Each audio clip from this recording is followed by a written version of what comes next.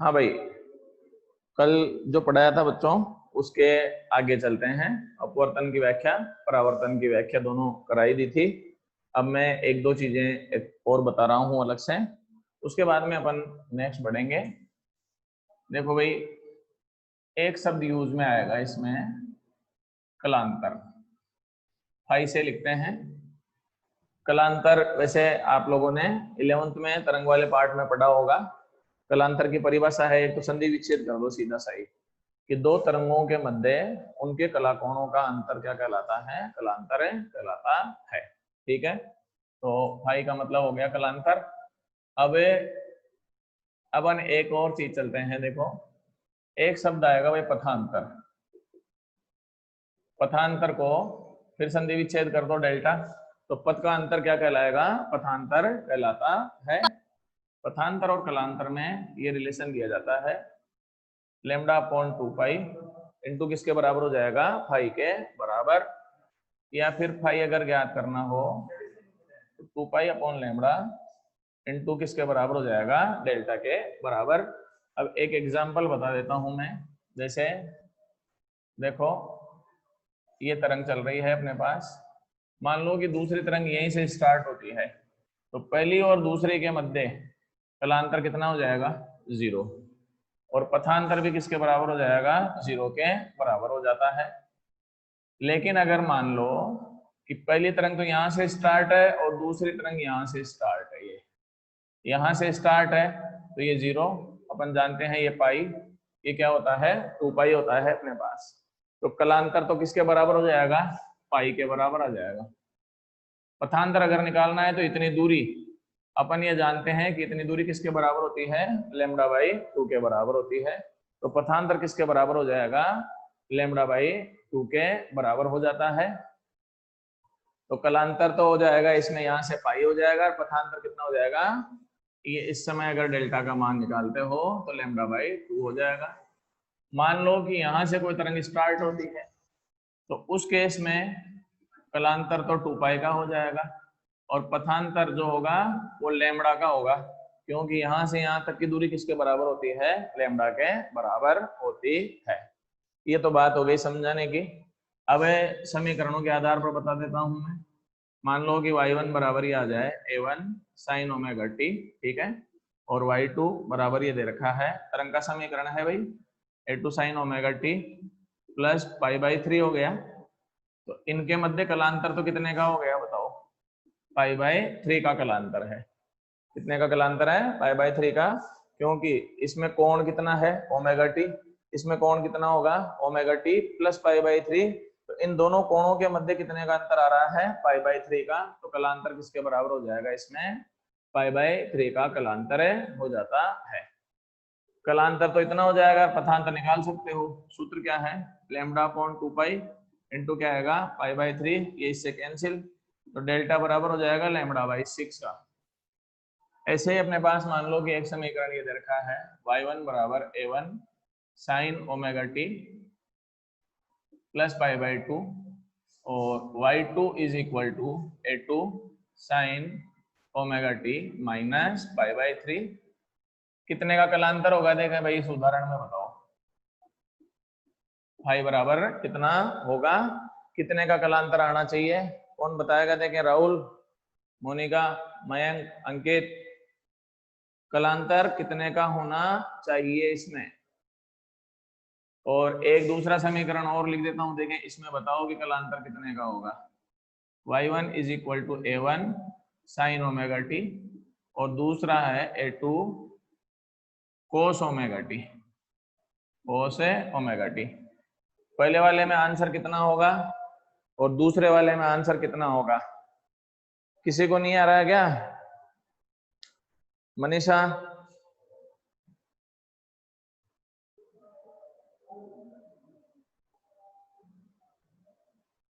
चंचल, अंजलि, मयंक, कितने का कलांतर होगा भाई पहले केस में, और दूसरे में कितने का कलांतर होगा? ये बताना है अपने को, कितने का कलांतर होगा वो देखना है।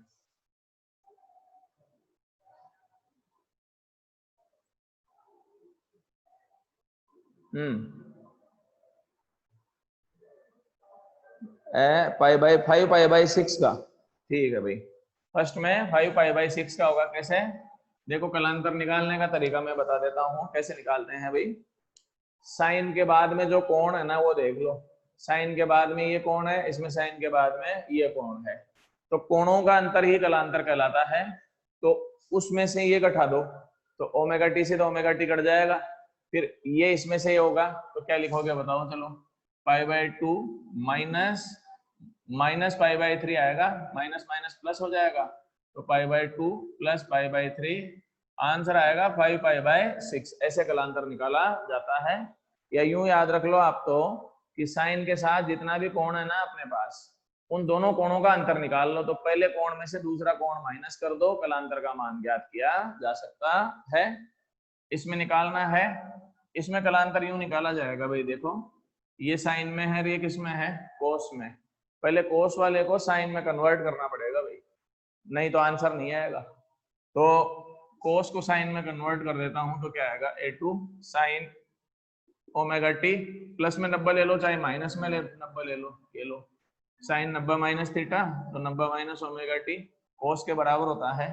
अब एक बार कलांतर अगर आप देखोगे तो कितने का आएगा? 5। देखो कोण इसका ओमेगा टी माइनस इसका 90 माइनस ओमेगा टी हो जाएगा अपने पास, ठीक है ना? इसमें से ये माइनस कर देना, एक से दूसरा कैंसिल, ओमेगा टी माइनस 90 कर दो इसको, ये 90 प्लस ओमेगा टी कर लो, ये 90 प्लस ओमेगा टी। अब अपने पास आ ही गया होगा आपको समझ में, कितने का कलांतर हो जाएगा? -90 का भी लिख सकते हो और +90 का भी लिख सकते हो, दोनों ही लिखे जा सकते हैं, दोनों ही सही माने जाते हैं भाई। अब एक बार आप स्क्रीनशॉट ले लें, उसके बाद में अपन आगे बढ़ेंगे।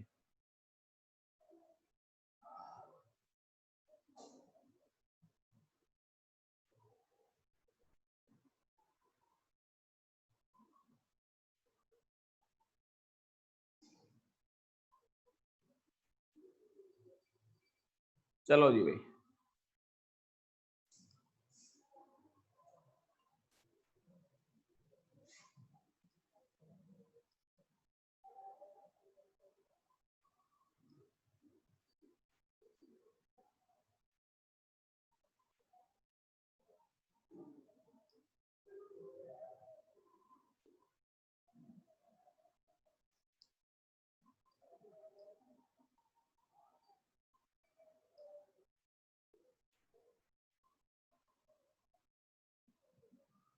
नेक्स्ट है भाई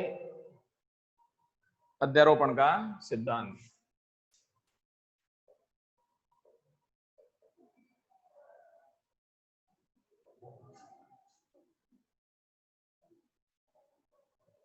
देखो भाई, अध्यारोपण का सिद्धांत जो है वो 11th में तरंगों में आता है। परिभाषा है कि जब दो या दो से अधिक तरंगें आपस में अध्यारोपित होती है, अध्यारोपण का मतलब होता है मिलना, तो जब दो या दो से अधिक तरंगें आपस में मिलती है मतलब अध्यारोपित होती है, तो परिणामी तरंग का निर्माण होता है।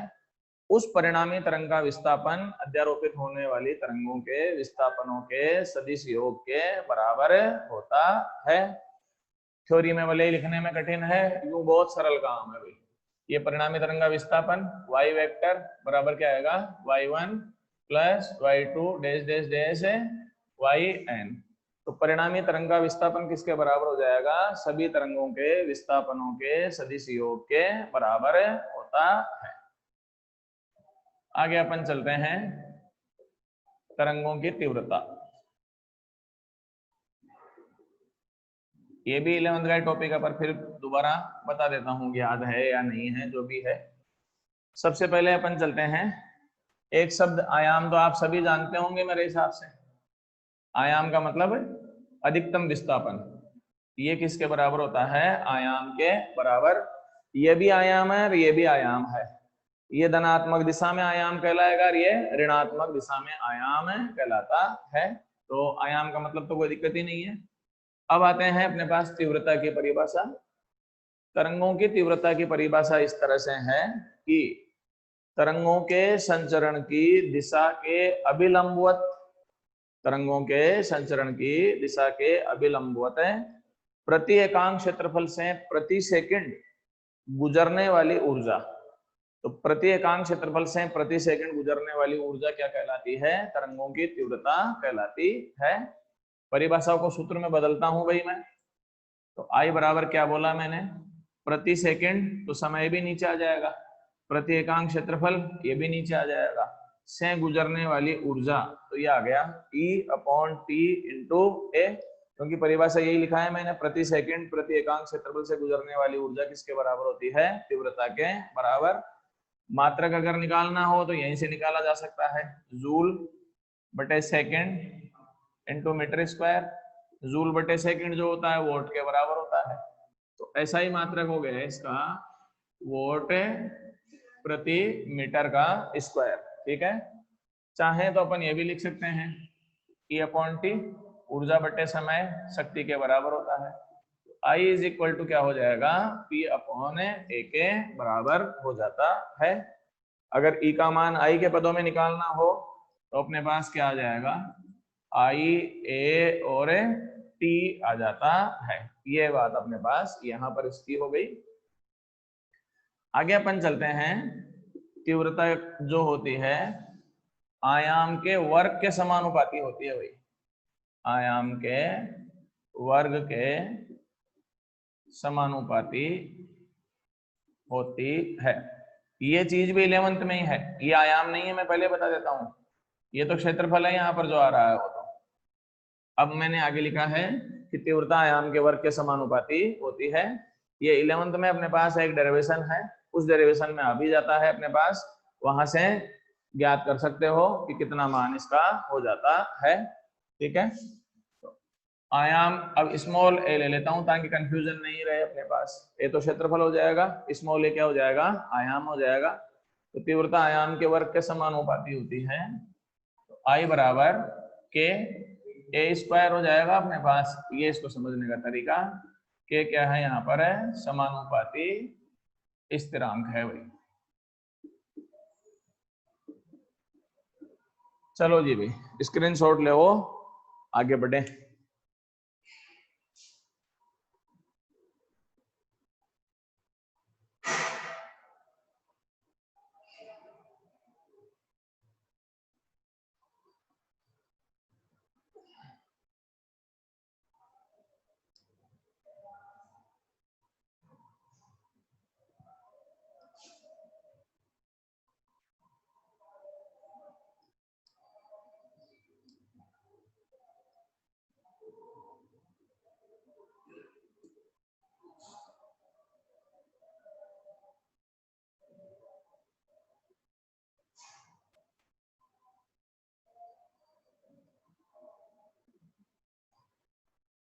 नेक्स्ट अपन चलेंगे भाई व्यतिकरण।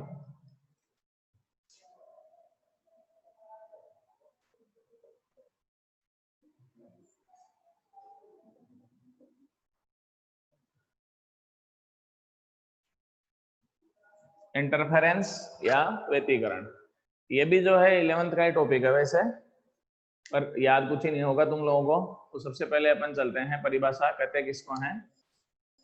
समान आवृत्ति तथा लगभग समान आयाम की दो तरंगें एक ही दिशा में एक ही माध्यम में आपस में चलती हुई अध्यारोपित होती है तथा परिणामी तरंग का निर्माण करती है।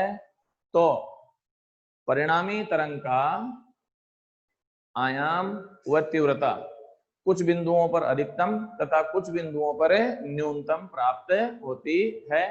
घटना क्या कहलाती है? व्यतिकरण कहलाती है। व्यतिकरण की 3-4 शर्तें भाई इसी परिभाषा में ही है।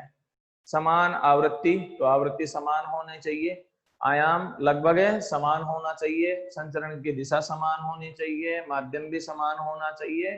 फिर दोनों तरंगें मिलेगी, परिणामी तरंग बनेगी। उस परिणामी तरंग का आयाम कुछ बिंदुओं पर अधिकतम होगा और कुछ बिंदुओं पर क्या हो जाएगा? न्यूनतम। घटना क्या कहलाती है? व्यतिकरण कहलाती है। व्यतिकरण का प्राकृतिक उदाहरण प्रकृति में कहां पर देखने को मिलता है? प्राकृतिक उदाहरण देखो भाई, एक तो साबुन के बुलबुले का रंगीन दिखाई देना, साबुन के बुलबुले का रंगीन दिखाई देना। और सेकंड नंबर है पानी पर तेल की फिल्म का रंगीन दिखाई देना।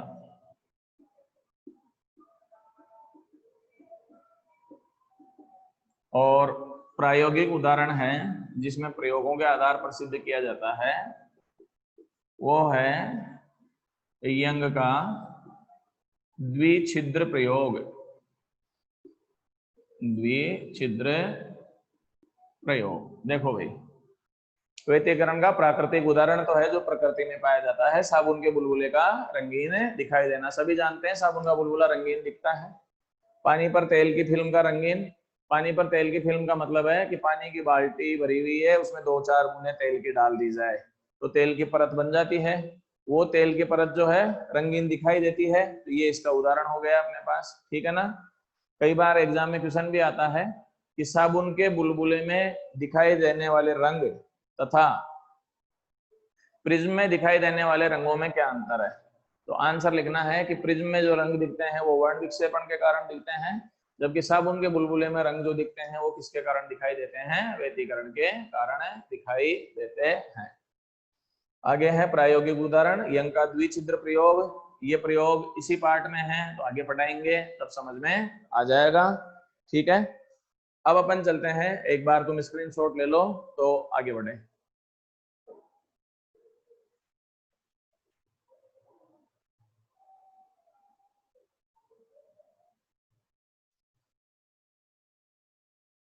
हो गया?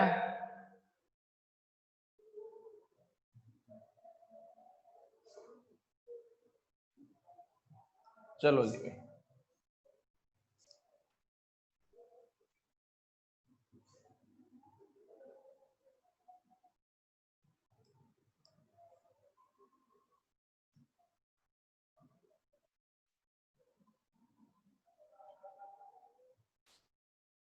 हाँ भाई, अब अपन चलते हैं व्यतिकरण कितने प्रकार का होता है। व्यतिकरण 2 प्रकार का होता है, एक संपोषी व्यतिकरण है और एक विनाशी व्यतिकरण होता है। दोनों की परिभाषाएं बताता हूं, उसके बाद में अपन आगे बढ़ेंगे। फर्स्ट नंबर जो है वो संपोषी व्यतिकरण है भाई।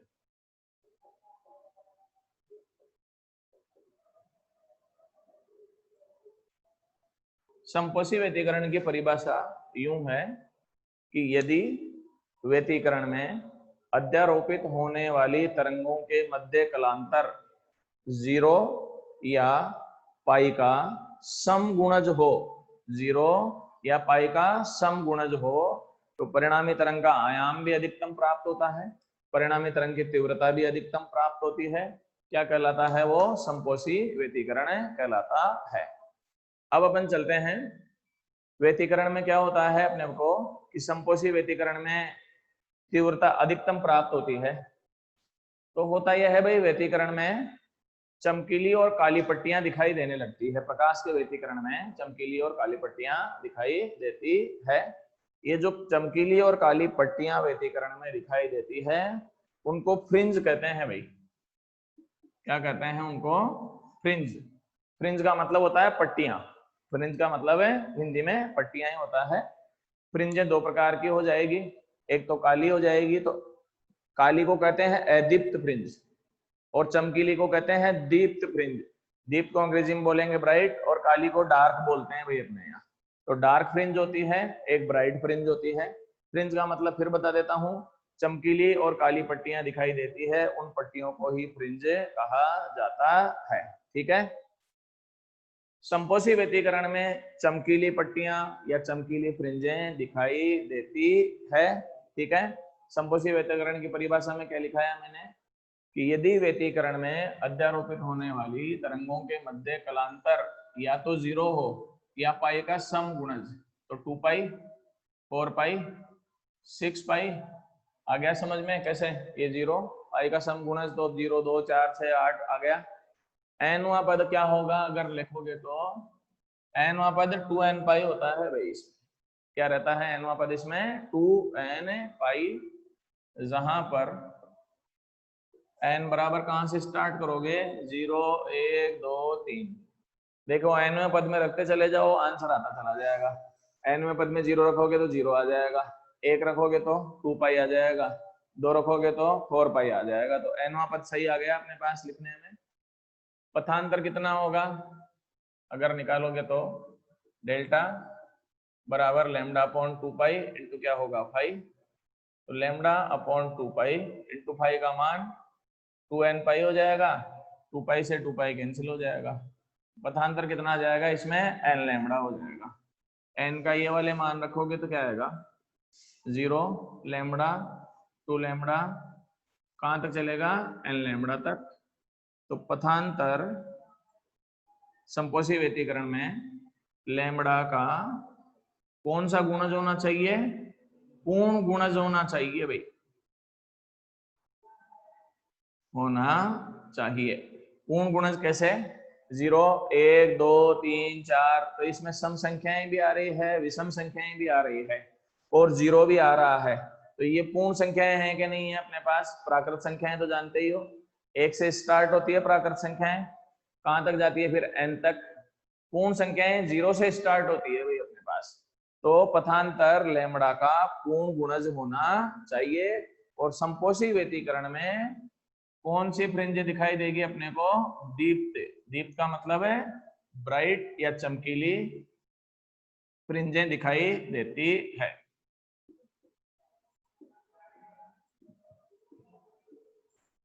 आगे बढ़े अपन।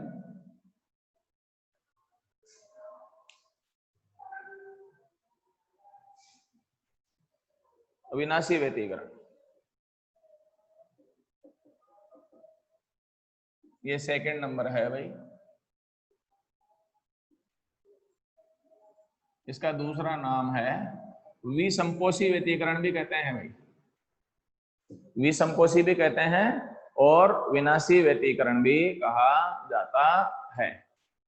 देखो भाई, विनाश हो जाता है इसमें, तो इसमें प्रकाश की तीव्रता भी घट जाएगी और आयाम में भी क्या आ जाती है, कमी आ जाती है। तो परिभाषा यह है कि यदि व्यतिकरण में अध्यारोपित होने वाली तरंगों के मध्य कलांतर पाई का विषम गुणज हो, सम गुणज यहाँ काम में आ चुका है, पाई का कौन सा गुणज हो, विषम गुणज हो, तो विषम गुणज क्या लिखोगे बताओ, पाई 3 पाई 5 पाई, एनवा पद 2n माइनस 1 पाई भी चल सकता है और 2n प्लस 1 पाई भी चल सकता है, और दोनों ही सही माने जाते हैं भाई, इसमें कोई दिक्कत की बात है नहीं है। अगर आप 2n माइनस 1 ले रहे हैं तो n का मान 1 से स्टार्ट कर देना, ये n बराबर 1 2 3 यहाँ से स्टार्ट कर देना, आंसर आ जाएगा।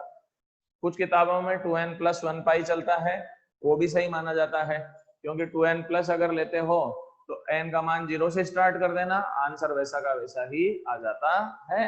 और वैसे भी मैथ्स में विषम संख्याओं के लिए nवा पद जो है 2n माइनस 1 भी चलता है और 2n प्लस 1 भी चलता है, दोनों ही सही है भाई, कोई गलत नहीं है। वापस आते हैं परिभाषा पर। विनाशी व्यतिकरण में कलांतर पाई का विषम गुणज होता है, जिसके कारण आयाम में भी कमी आती है, तीव्रता में भी कमी आती है, ठीक है ना। ये घटना विनाशी व्यतिकरण कहलाती है। विनाशी व्यतिकरण में अदीप्त फ्रिंजें या काली फ्रिंजें दिखाई देती है, काली पट्टियां दिखाई पड़ती है अपने पास, ठीक है। पथांतर कितना होगा, delta lambda upon 2 pi into सूत्र बोलो 2n माइनस 1 इंटू पाई, पाई से पाई कट जाएगा, डेल्टा बराबर लैम्डा बाई 2, 2n माइनस 1 हो जाएगा। एक बार n के ये मान रखो, इनमें n का मान 1 रखो फिर 2 रखो, तो आंसर क्या आएगा, lambda by 2, 3 lambda by 2, 5 lambda by 2, और ये आ गया 2n माइनस 1 लैम्डा बाई 2। अतः है विनाशी व्यतिकरण में पथांतर लैम्डा बाई 2 का कौन सा गुणज होना चाहिए, विषम गुणज होना चाहिए।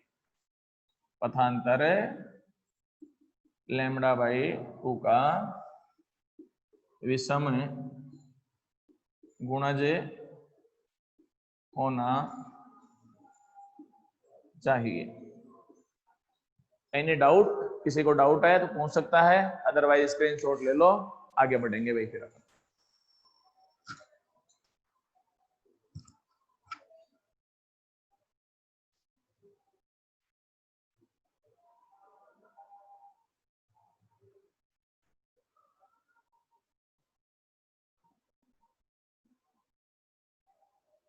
कोई दिक्कत नहीं है बेटा इसमें, किसी को भी 11th में पढ़ाया था क्या ये?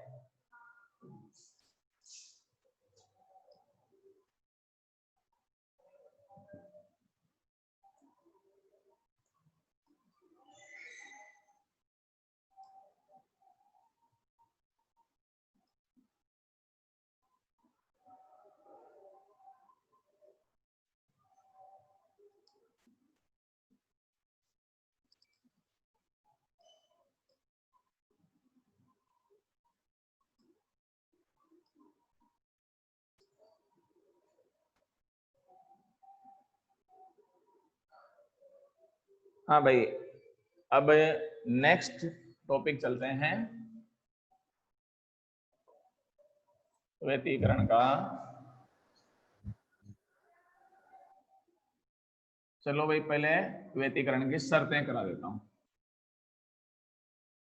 कंडीशंस ऑफ है इंटरफेरेंस। विनाशी व्यतिकरण का एग्जाम्पल क्या होगा?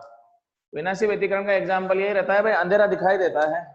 मयंक, अब ये जो है ना एक्सपेरिमेंट होता है, एक्सपेरिमेंट कॉलेज लेवल पे होता है, तो उसमें क्या दिखता है, अंधेरे सी पट्टियां सी दिखाई देती है, वो विनाशी व्यतिकरण कहलाता है।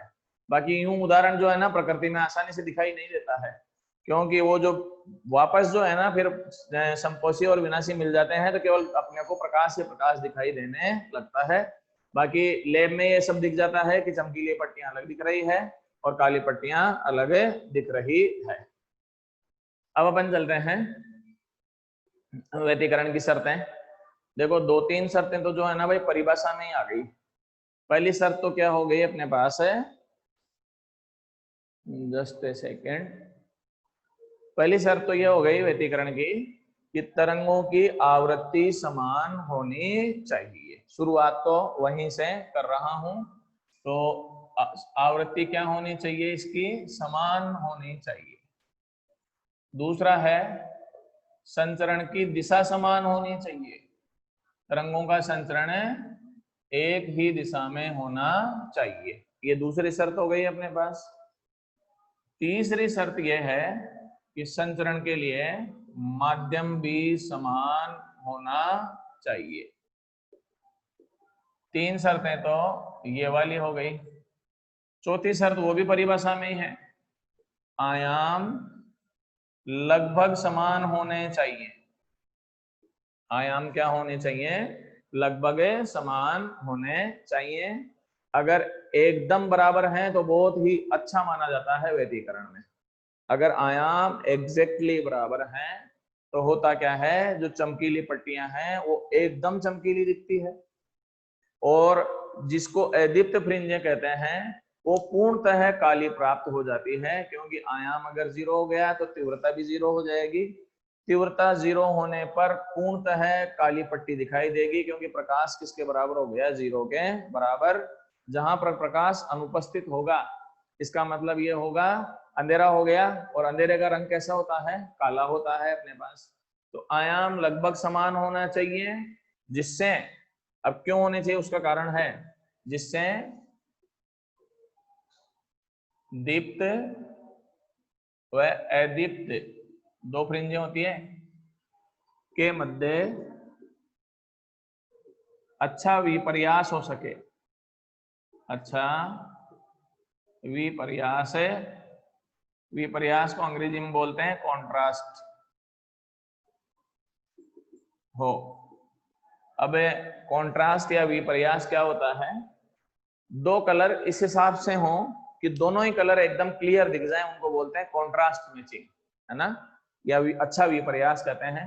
बुरा विपर्यास किसको कहते हैं, उदाहरण बता देता हूं मैं।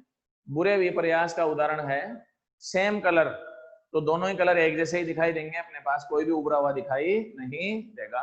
जैसे सेम कलर का मतलब हो गया कि नीला और जामुनी, तो दोनों कलर अलग अलग नहीं दिखाई देंगे, क्योंकि दोनों एक जैसे ही कलर हो गए कि नहीं हो गए अपने पास। तो ये अच्छे विपर्यास का उदाहरण नहीं है।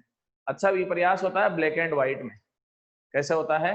बोर्ड जो है जिसपे मैं लिख रहा हूँ वो व्हाइट है अपने पास, मार्कर से लिख रहा हूँ तो ब्लैक है कि नहीं है। तो काले अक्षर ज्यादा सुंदर इसलिए दिखाई दे रहे हैं क्योंकि बैकग्राउंड कैसा है इसका, व्हाइट है अपने पास। तो व्हाइट बोर्ड पर ब्लैक मार्कर से ज्यादा सही दिखता है कि नहीं दिखता है? अगर मैं इसी पर व्हाइट मार्कर से लिखूंगा तो दिखाई नहीं देगा। ये इसको बोलते हैं कॉन्ट्रास्ट होना। और वैसे कपड़ों में भी होती है ना कॉन्ट्रास्ट मैचिंग, कि पैंट और शर्ट अगर कोई पहन रहा है तो पैंट का कलर और शर्ट का कलर इस हिसाब से हो कि दोनों ही उभर के आ जाए, वो कॉन्ट्रास्ट मैचिंग कहलाती है। तो अगर आयाम एकदम समान होगा तो बहुत बढ़िया विपर्यास रहता है, लगभग समान होने चाहिए ताकि जो चमकीली फ्रिंज है वो बहुत चमकीली दिखाई दे जाए, जो काली फ्रिंज है वो एकदम काली दिखाई दे जाए। किसी भी चमकीली चीज का महत्व तभी है जब उसके आसपास का बैकग्राउंड पूरी तरह से काला हो। जैसे उदाहरण बता देता हूं, तारे सर्वाधिक सुंदर कब दिखाई देते हैं? अब तुम्हारा जवाब रहता है रात में, तो तब तारे तो दिखते ही रात में ही है, दिन में तारे थोड़े दिखते हैं। इसका आंसर है अमावस्या की रात में। तारे सर्वाधिक सुंदर जो हैं वो अमावस की रात में दिखाई देते हैं। उसका कारण है अमावस की रात को चांद एब्सेंट रहता है। चांद एब्सेंट रहता है तो पूरा बैकग्राउंड काला हो गया कि नहीं हो गया? उस दिन तारे सर्वाधिक चमकदार या सर्वाधिक सुंदर दिखाई देते हैं। ठीक है, तारे सर्वाधिक सुंदर इसीलिए दिखते हैं क्योंकि चांद एब्सेंट है, मतलब बैकग्राउंड काला है। नहीं तो ऐसा नहीं है भाई अब आज चांद नहीं है तो तारों के ऊपर जिम्मेदारी आ गई भाई उजाला कैसे करेंगे, अपने पास तो ज्यादा चमक रहे हैं, वो कारण है लागू नहीं होता है। तो तारे सर्वाधिक सुंदर जब बैकग्राउंड काला है तो ब्लैक एंड व्हाइट का कॉन्ट्रास्ट हो गया अपने पास। ये कॉन्ट्रास्ट कॉम्बिनेशन की बातें कर रहा हूं। उसके बाद में अपन चलते हैं पांचवा, स्रोत संकीर्ण होने चाहिए भाई, होने चाहिए। संकीर्ण का मतलब होता है बहुत बारीक स्रोत होने चाहिए। जिन स्रोतों से तरंगें प्राप्त की जाती है वे स्रोत संकीर्ण होने चाहिए, क्योंकि अगर बड़े स्रोत बना लिए जाते हैं तो फिर जो है ना ये दीप्त और अदीप्त फ्रिंजें नहीं दिखती है, केवल उजाला ही उजाला बन जाता है भाई अपने पास। लैब में जो एक्सपेरिमेंट किया जाता है अपने पास है कॉलेज के लेवल पर, वो यूं करते हैं भाई, वहां पर क्या करते हैं एक गत्ता ले लेते हैं भाई, है ना, एक गत्ते में दो छेद कर देते हैं, दोनों पास पास में कर देते हैं और यहाँ से बल्ब जलाया जाता है। अब जैसे मान लो कि यहाँ पर अपने पास दो छेद कर दिए और यहाँ से बल्ब जलाया, तो इन छेदों में से प्रकाश बाहर निकलेगा कि नहीं निकलेगा? इस साइड में आएगा। अगर वो छेद मोटे बना दोगे तो क्या होगा? यहाँ से प्रकाश निकलेगा, यहाँ से निकलेगा, मिल जाएगा। मिल जाएगा तो अपने को दीप्त और अदीप्त फ्रिंज दिखाई नहीं देती है, केवल प्रकाश ही प्रकाश दिखाई देने लगता है। तो स्रोत हमेशा ही कैसे होने चाहिए? संकीर्ण होने चाहिए। उसके बाद में अपन चलते हैं छठा, स्रोतों के मध्य दूरी कम होनी चाहिए। कम होनी चाहिए। कम क्यों होनी चाहिए? इसका जवाब आगे मैं व्यतिकरण में यंग का प्रयोग पढ़ाऊंगा, वहां पर इसका जवाब मिल जाएगा। सातवां, स्रोत कला संबद्ध होने चाहिए भाई। क्या होने चाहिए? कला संबद्ध होने चाहिए। कला संबद्ध क्या होते हैं इसी के आगे वाला टॉपिक है, तो वहां आप लोगों को समझ में आ जाएगा। सबसे महत्वपूर्ण शर्त मानी जाती है ये व्यतिकरण की। अगर दो स्रोत कला संबद्ध नहीं है तो उनमें व्यतिकरण होना संभव नहीं है।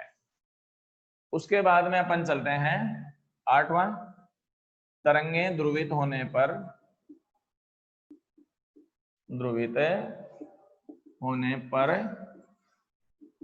ध्रुवण तल समान होने चाहिए। ये ध्रुवण वगैरह क्या है इसी पार्ट में मैं आगे पढ़ा दूंगा।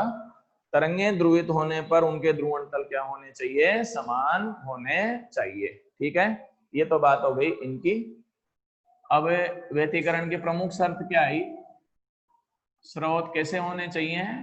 कला संबद्ध स्रोत होने चाहिए। परिभाषा बहुत सरल है, वे स्रोत जिनसे निकलने वाली तरंगों के मध्य कलांतर समय के साथ परिवर्तित न होकर नियत बना रहता है। कलांतर कितना ही हो इससे अपने को कोई मतलब नहीं है, चाहे पाई का हो, चाहे π/2 का हो, चाहे 0 का हो, समय के साथ बदलना नहीं चाहिए। कौन से स्रोत होते हैं वो कला संबद्ध स्रोत कहलाते हैं। उदाहरण लेजर प्रकाश, कौन सा प्रकाश है, लेजर प्रकाश। लेजर लाइट देखिए, छोटे बच्चों के पास एक टॉर्च होती है जिससे सीधी लाइट चलती है अपने पास, लाल कलर की या नीले कलर की जो भी होती है, कौन सी लाइट कहलाती है वो लेजर लाइट कहलाती है। एक होता है अकला संबद्ध स्रोत, इसका उल्टा विलोम शब्द हो जाएगा। तो अकला संबद्ध स्रोत का मतलब है कि वे स्रोत हैं जिनसे उत्सर्जित होने वाली तरंगों के मध्य कलांतर समय के साथ बदलता ही रहता है, वो कौन से स्रोत कहलाते हैं, अकला संबद्ध स्रोत कहलाते हैं।